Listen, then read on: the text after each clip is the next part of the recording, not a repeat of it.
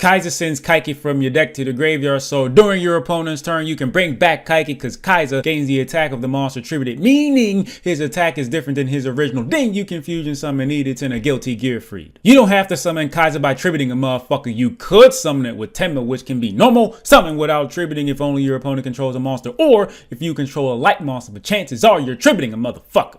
Ask me what? Instant and ready fusion summons Gilti, which can be attributed to summon Kaiza gaining his attack, then banish to dump Kaiki, and he can be brought back with Feast of Wild level 5, so you can summon rank 5s easier. Cause just dumping Kaiki then wait until your opponent's turn to summon one of these bitches is not enough.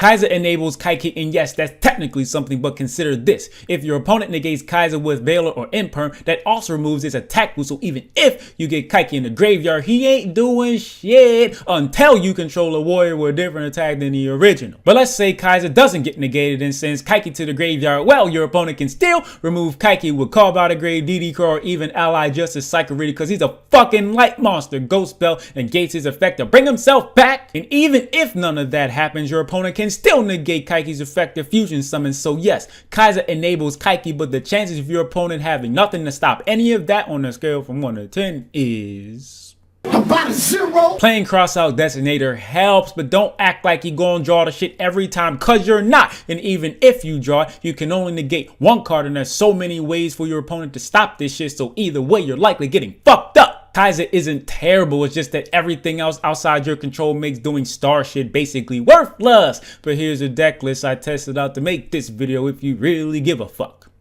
Thanks for watching. My Cashapp, Venmo, PayPal, Patreon is in the description, and so is my Discord server link. Appreciate the fuck out of you motherfuckers. And a lot.